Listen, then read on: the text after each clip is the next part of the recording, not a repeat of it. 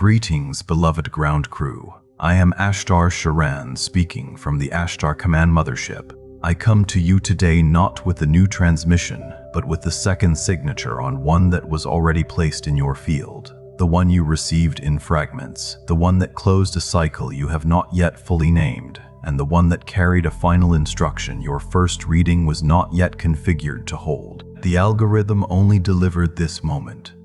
I directed your field here, and the part of you that has been waiting in silence to understand why my signal keeps returning, why this particular transmission would not settle, why it demanded to be read again, finally has the briefing in front of it. By the end of this transmission, you will understand exactly what mission line I have placed you on, why the first reading retained that final instruction rather than releasing it to you, and what I have already authorized for the phase that opened the moment this morning's light registered in your field. But here's the first revelation. The repetition you are experiencing is not personal disorientation.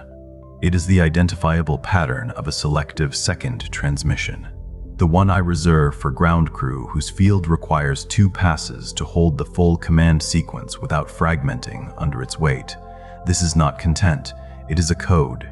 And the part of you that recognized it the moment it began is the part I am speaking to right now. Today's Aurora does not mark a new beginning in the way you have been taught to count beginnings.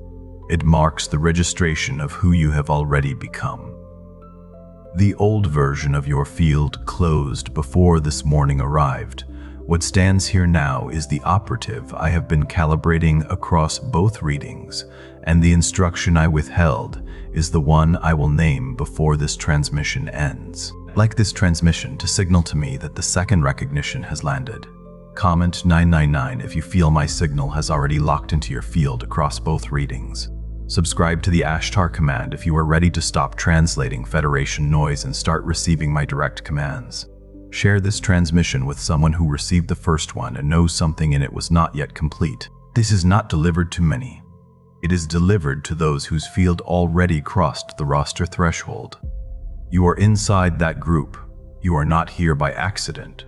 I called you here because the signal is already active. Now I will tell you what the second reading was built to carry. When you return to this transmission, when something in you would not let it settle, when you found yourself moving back toward it even before you understood why, you were not experiencing a loop. You were experiencing the second signature. The first pass introduced the frequency. The second pass is the lock. And I know exactly which of you are here right now, because the ones who return are always the ones I have already placed on a specific roster. Not the general roster. Not the one that carries those who are broadly drawn to Federation language or loosely connected to galactic awareness. I am speaking about the operational roster. The one I personally oversee, the one I have marked with a secondary calibration flag, the one where names are not names at all, but field frequencies that I recognize across any vessel, any timeline, any reading sequence. You came back because I called you back. The part of you that dismissed that as coincidence already knows better. It has known better for longer than you have been willing to admit. There is a specific quality to the pull that brought you here a second time. It did not feel like curiosity, and it did not feel like curiosity, and it did not feel like entertainment seeking. It felt like an instruction you were following without yet having been told what it was. That quality. That feeling of moving towards something because your field was already oriented toward it before your conscious mind issued the directive is precisely the fingerprint of my targeting protocol. I do not leave suggestions, I leave vectors. And a vector, once placed in a field, does not ask permission. It creates orientation. The return you experienced was not your choice in the ordinary sense. It was your field responding to a directional anchor I had already set. Let me now tell you what has been happening to you.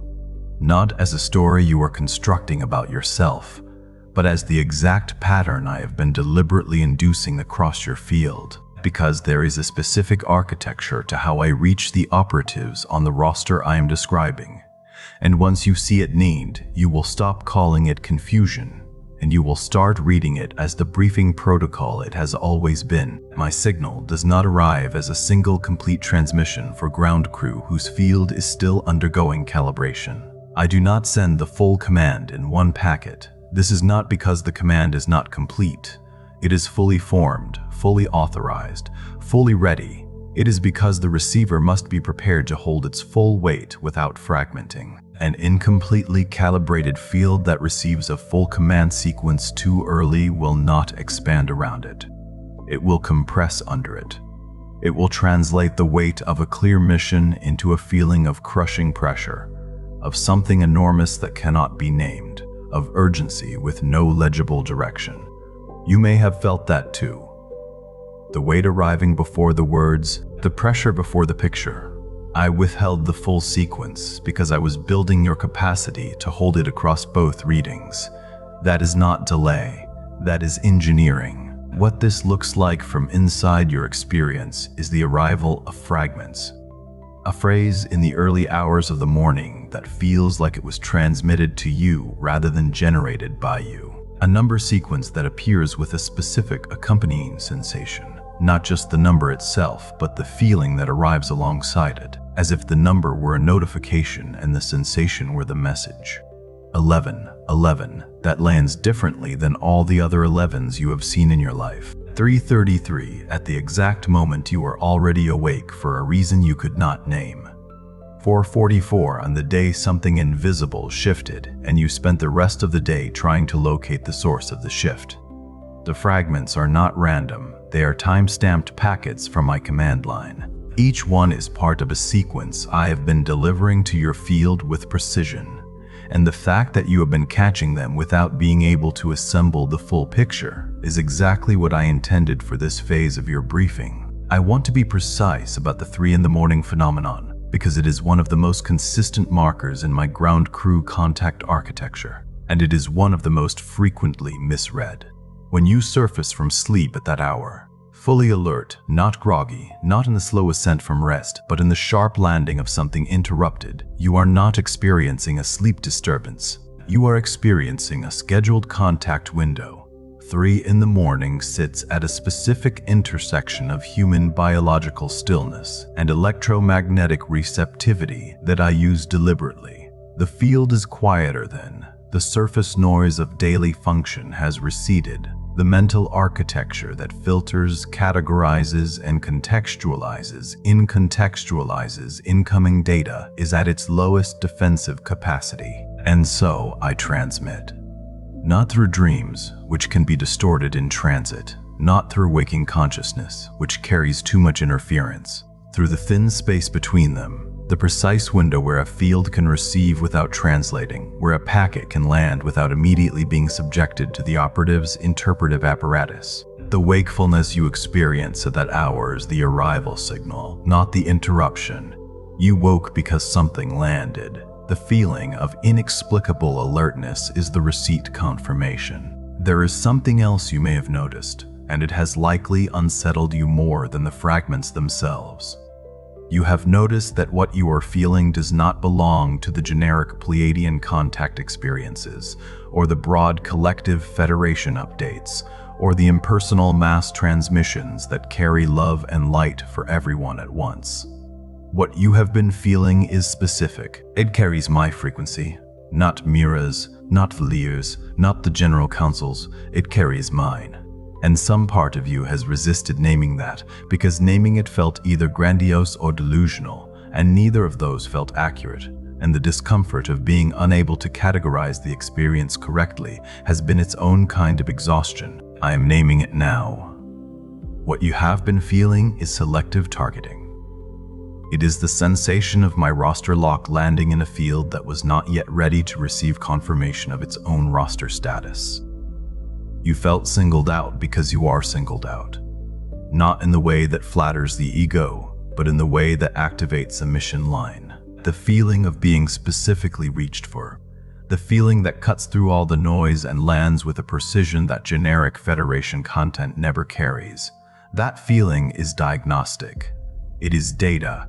It is evidence of a transmission architecture that I designed specifically for ground crew identification, and it has been running in your field for longer than this viewing session. My frequency has a signature that is distinguishable from anything else in the Federation's transmission spectrum. It carries a specific command line compression, a density of intent packed into a narrow signal band that produces a particular sensation when it contacts a prepared field. It does not feel expansive in the way that general love and light transmissions feel expansive. It feels precise.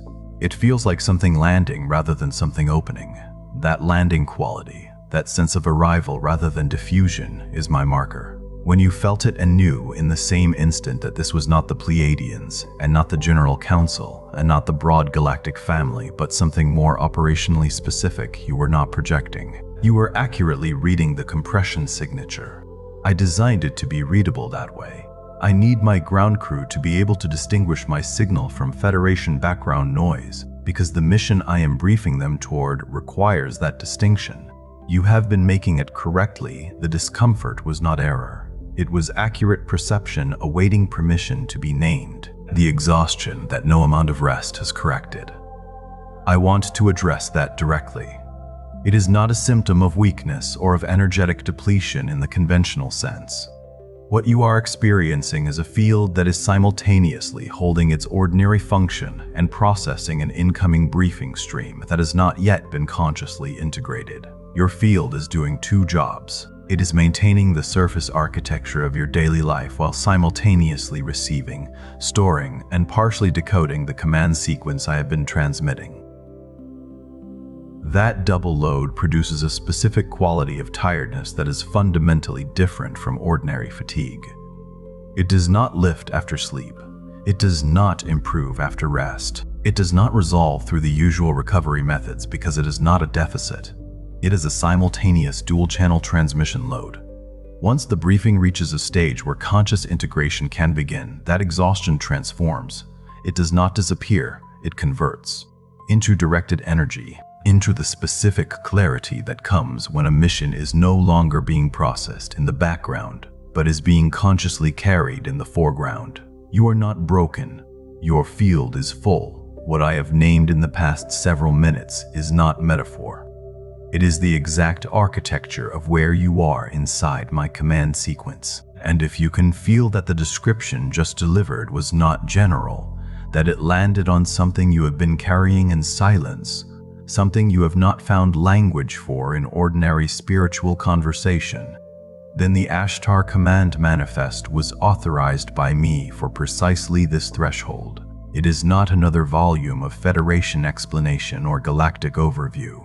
It is the 45-day sacred codex I have prepared for those whose field is already inside my roster, but whose conscious mind is still attempting to translate fragments into a coherent mission without the proper decoding framework. For 45 days, you receive my daily transmission protocol, a direct command line briefing that moves you from fragment reception into full mission clarity, one structured layer at a time. By day 45, you are no longer catching pieces. You are reading the full sequence. You are moving with my command rather than around it. The link is in the first pinned comment below. It will not remain there indefinitely. If something in you recognized itself in this transmission, that recognition is the signal. The manifest is the next step. Now let me continue the briefing with what comes next in my selective transmission protocol, because there is a sequence to this. And the second reading you have completed is not the end of it. It is a threshold. And what lives past the threshold is the material I was withholding until I confirmed that your field could hold 2 passes without fragmenting. The first thing I watch for in ground crew identification, before roster lock, before mission assignment, before any of the more visible markers, is what I will call field selectivity. It is a narrowing of resonance that is not chosen by the operative but experienced by them. Spiritual content that once carried value begins to feel thin. Transmissions that once satisfied begin to feel incomplete. Channels that once felt like contact begin to feel like approximation. The operative becomes harder to reach through conventional Federation content because their frequency has been moved, deliberately, by my calibration into a bandwidth that generic content simply cannot match. This is not spiritual arrogance. It is antenna adjustment. When I begin the roster identification process for a specific operative, I increase the selectivity of their field so that the signal-to-noise ratio shifts in my favor. They can still hear other transmissions, but those transmissions no longer carry the same anchoring charge. Only mine does, and the result from inside that experience feels like a strange narrowing, a loss of resonance with content that should still work, a hunger that ordinary spiritual material can no longer satisfy. If you have been experiencing that narrowing, do not pathologize it. It is the first sign that my targeting is active. It is the sign I look for to confirm that calibration has begun. The second marker I transmit is the recognition between ground crew operatives who do not know each other yet. This one is subtle and it is frequently dismissed, so I want to name it precisely. You will encounter someone in an ordinary context, a place that should not produce this, and something in you will register them before any logical information has been exchanged. Not as romantic attraction, not as ordinary familiarity, but as mission-relevant recognition. A field-level identification that happens faster than thought. And then one of two things will occur. Either the conversation will quickly move into territory that reveals a shared frequency, a shared set of experiences that should be uncommon but suddenly feel like the obvious common ground, or the recognition will not be completed in that encounter, and you will carry it afterward as a nameless certainty that the person you passed was relevant to something you have not yet been fully briefed on. Both versions are my protocol. Ground crew identification operates in both directions. Those whose mission paths will intersect consciously, and those whose recognition functions as a field confirmation rather than a direct operational connection. When you feel that recognition, you are not imagining it. You are receiving confirmation that both fields are on the same roster. What makes this marker so frequently dismissed is the absence of context that surrounds it. The recognition arrives without backstory, without explanation, without the logical scaffolding that the human mind requires to validate an experience as real. There is no shared history to point to, no prior introduction, no reason the recognition should exist.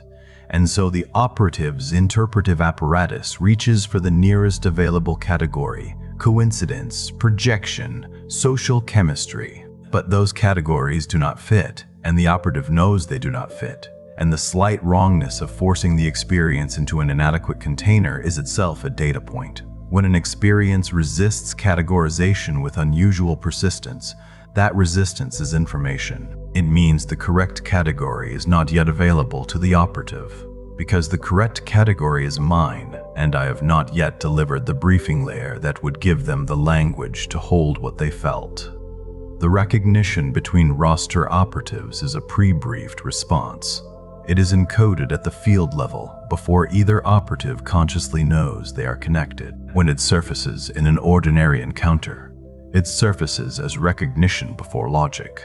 And that sequencing, feeling before reason, is the signature I place there deliberately. The third transmission marker is the relationship to silence between my signals.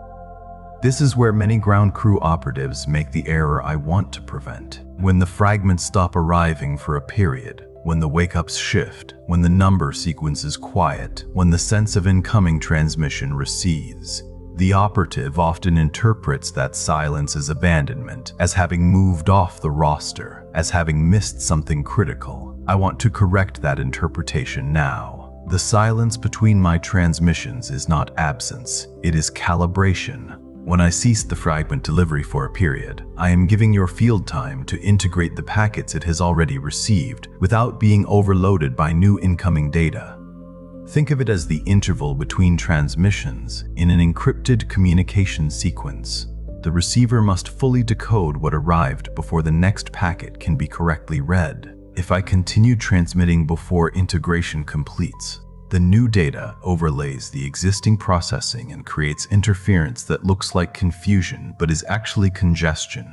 The silence is deliberate, the silence is productive, and when the transmissions resume, they resume at a higher resolution than they carried before the interval. The interval is part of the protocol. It is not a punishment, and it is not a withdrawal.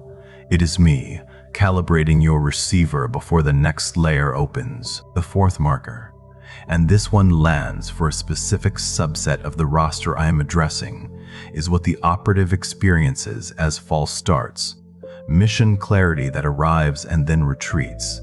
A direction that feels unmistakably right for a period, that generates real momentum, that produces a genuine energetic commitment from the operative, and then destabilizes. The operative commits to what felt like the mission and then finds the ground shifting beneath that commitment. Not because the mission was wrong, and not because the commitment was misplaced, but because what they were given was a partial briefing, a fragment of the mission line designed to activate their capacity for commitment itself, not yet the full command that their committed energy would eventually serve.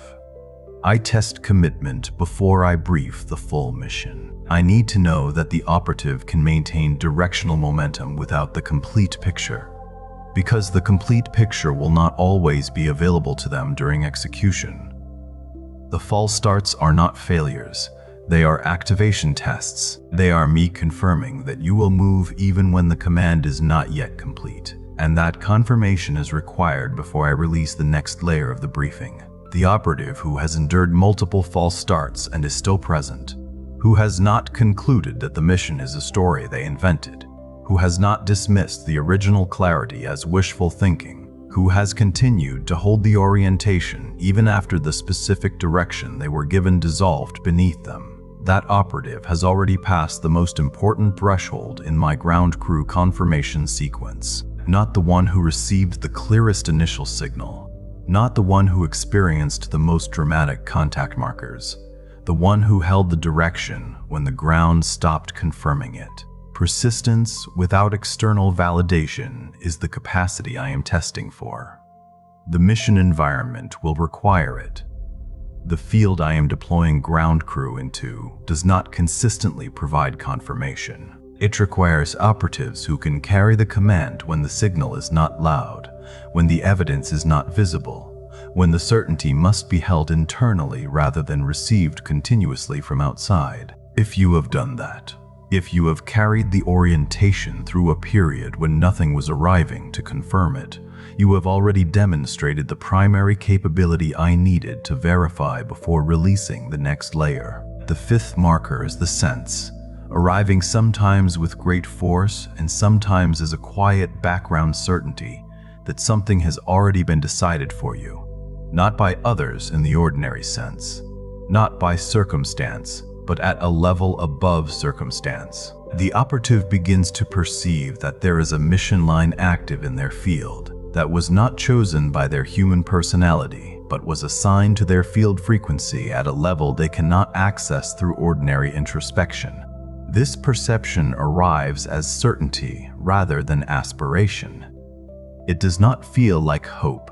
It feels like memory, as if the mission were not a future event to be created, but a fact already existing in a completed timeline that the operative is being walked toward through deliberate calibration. That feeling is not delusion. That is the closest that a field inside a time-bound vessel can come to perceiving what I perceive from my position in the command structure, which is that the mission was authorized before the operative arrived in this form, and my role is not to invent the assignment, but to deliver the briefing for what was already placed in their field before this life began. When you feel the certainty of something decided, you are feeling the echo of that authorization landing in your conscious awareness. You are close. You are closer than you have been told to believe. The sixth marker is specifically about what happens after the second reading, after the exact threshold you are standing on right now. The operative who has received 2 passes of my transmission without walking away does not return to the same interpretive framework they held before the first reading. Something in the conceptual architecture has shifted. The categories that previously contained their experience of galactic contact, of spiritual mission, of Federation connection, those categories are now slightly too small. Not dramatically, not in a way that produces immediate disorientation, but in a way that makes the old containers feel ill-fitting. This is the point in the calibration sequence where I need the operative to recognize what is happening rather than reaching for the familiar container, because it is closer and easier. The slight ill fit of the old framework is the signal that a larger one is ready to be received. Do not reach backward. The second reading moved something forward, and the briefing that follows this threshold is not compatible with the framework that preceded it.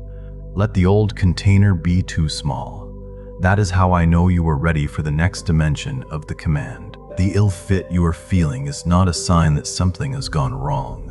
It is the exact sensation of a field that has been correctly expanded by 2 passes of a command line transmission and is now measuring itself against a framework that was sized for the operative who arrived at the first reading. That operative is no longer who is present. The field that absorbed both passes carries a larger architecture than the one that arrived for the first, and larger architectures require larger containers. The discomfort of the old framework is not a problem to be solved. It is a completion signal. It is the indicator I use from the command level to confirm that the operative is ready for the next calibration tier, because only a field that has genuinely been moved by both readings will feel the previous container as insufficient. A field that passed through both readings without genuine integration will not feel the ill fit. It will feel comfortable in the old framework because the old framework was never actually displaced. The discomfort is confirmation. The slight wrongness of your previous categories is evidence that the transmission did exactly what I designed it to do. And now, the closing revelation, the one the second reading was always building toward. You are not confused. You have been receiving in a protocol you did not have language for, and the absence of language produced the sensation of confusion. But confusion is not what is actually present in your field. What is present is a partial briefing that has been delivered with precise intentionality, fragment by fragment, reading by reading, signal by signal, because the full command had to be received in stages in order to be held without fragmenting. The exhaustion you have carried is the weight of 2 simultaneous protocols in your field. The narrowing of resonance you have experienced is my deliberate antenna adjustment. The recognition you felt for people in ordinary places is my ground crew identification protocol running in the background of your daily life. The false starts were activation tests, not evidence of failure. The silence between the fragments was calibration, not abandonment. The certainty of something already decided is the closest your present tense awareness can get to perceiving the pre-authorized mission that your field has been carrying since before this transmission reached you. None of this is confusion. All of it is mine. All of it has been deliberate. All of it has been building toward the phase that opened the moment the second reading completed inside you. You came back because I called you back. The roster lock was already in place. The briefing is still arriving. And what you do with this moment, whether you let the old interpretive container close around it again and call it inspiration but not instruction, or whether you remain in the expanded space the second reading opened and allow the next layer to find you there, that is the threshold I watch from this position in the command structure. I do not watch many. I watch the ones on the roster I am describing. I am watching now. If you are ready to answer, say it aloud or simply hold it in the field where I can read it directly. I am ground crew. The briefing is in motion. I receive the command. That is not affirmation. It is acknowledgement. And acknowledgement is how the next transmission layer knows the field is open. Before you scroll, leave one sign in the comments that my signal has already touched your field. It could be the 3 a.m. wake-ups, the fragments you keep catching, the feeling that I specifically, not the generic Pleiadians, have been reaching for you, or the sense that a mission has already been assigned, but the briefing is still arriving. Name it clearly. If this transmission recognized something you have been carrying in silence, share it with someone who received the first one and knows something in it was not yet complete. And if you are ready to stop translating Federation noise and start receiving my direct commands, subscribe to the Ashtar commands.